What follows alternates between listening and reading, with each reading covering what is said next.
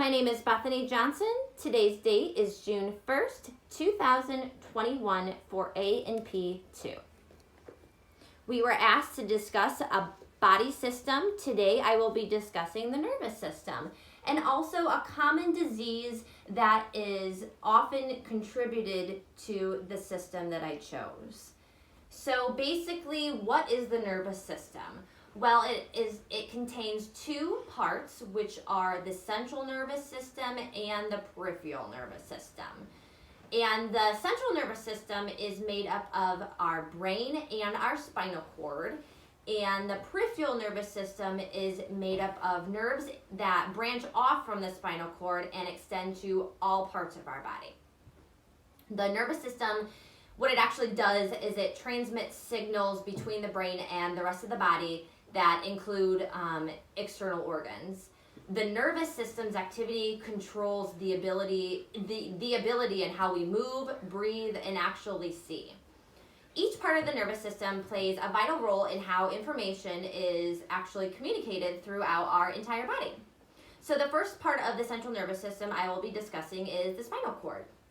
Right here, again, all of the images that I will be showing you are courtesy of Visible Body. So within this image, I have dissected a part of the back and also part of the vertebrae that has been removed. So if I zoom in, you can kind of see this yellowish goldish cord, and that is actually the spinal cord. And that extends all the way down here from the C1 vertebrae, all the way down to the L1 vertebrae, right at the superior bone of the lower back. So what is the spinal cord? Well, I just explained part of it, but a little bit more in depth would be that it's actually a tubular bundle of nervous tissue and also supporting cells that extend from the midstem of the brain all the way to the lumbar vertebrae, which again would be the C1 vertebrae all the way down to the L1 vertebrae. It's actually the most important structure and within our body, and a very vital link between our entire body and also our brain. A little history on it, which I thought was really interesting, was that the spinal cord is approximately 40 to 50 centimeters long and 1 to 1.5 centimeters in diameter. There is actually two consecutive rows of nerve roots on each of its sides. So let me zoom in right here. So there's actually two consecutive rows of nerve roots on each of its side, all the way down. And again, the spinal cord runs down from the C1 vertebrae approximately to the L1 vertebrae, which is the superior bone of the lower back, and is actually found inferior to the rib cage. The next organ of the central nervous system that I will be discussing is our brain. And so here I have dissected a part of the skull or the cranium out of this little area that you can see. And also another picture that I have as well that you can kind of see parts of the brain here too. So the brain is medial to the cranium, which is located inside the cranium. And the cranium actually protects our brain from injury because it is a hard surface.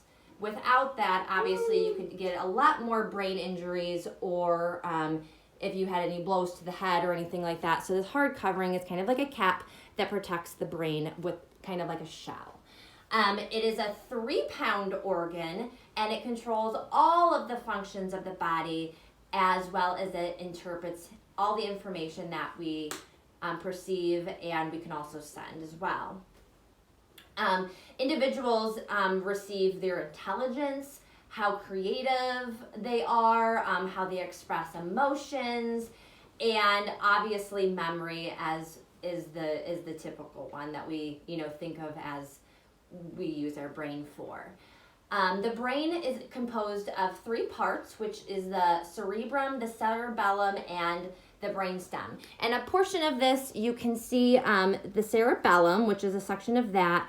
The medulla oblongata is this goldish area, and that is part of the brainstem. And I think that you can maybe see part of the cerebrum, which is just more of the cerebrum hemisphere.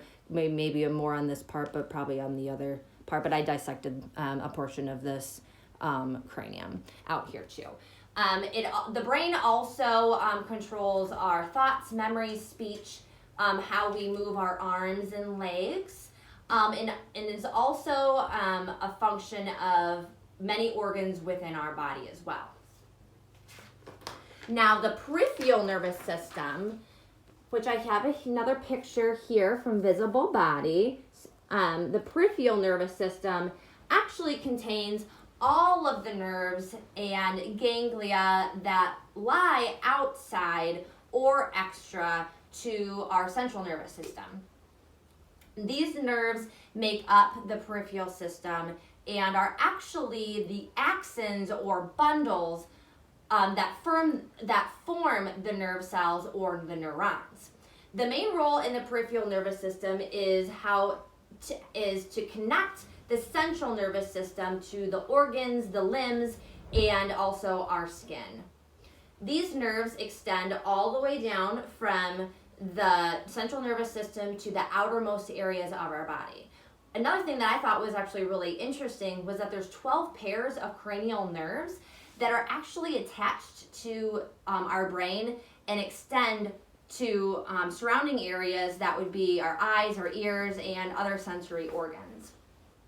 Because of this, it actually allows the brain and the spinal cord to receive and send information to other areas of our body.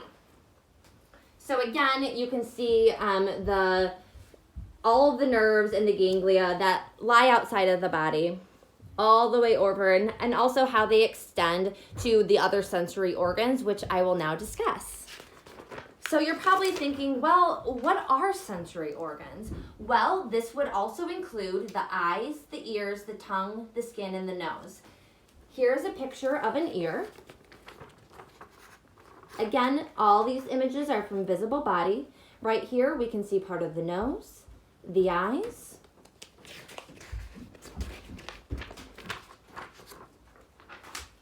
a 3D section of the skin,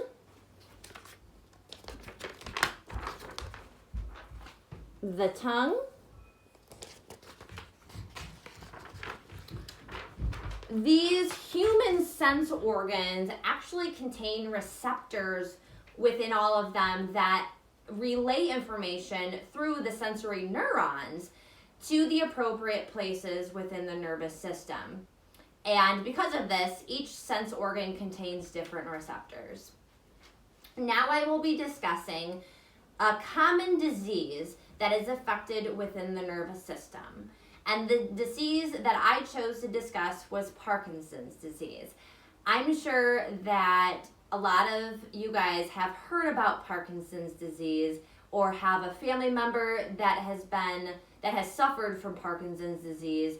And I thought that I would touch base on that and explain a little bit about what it actually entails. So Parkinson's disease is actually a degenerative progressive disorder that affects the nerve cells in the deep parts of the brain that are called the basal ganglia and the substantiate neurona. What this happens is that the dopamine producing neurons die. It creates symptoms within the individual like tremors, creates slowness, stiffness, and balance issues in how they walk. Normally the symptoms begin kind of gradually and then they start getting worse over time, which is more of the progressive part of that. Because of how the disease progresses, many people have difficulty with even talking as well as walking. Some of the typical treatments that you would see prescribed by a doctor would be any type of medications that would increase dopamine levels within the brain, or any type of dopamine increasing levels. So I hope that you guys have learned a little bit more about the nervous system today. Thank you very much for watching.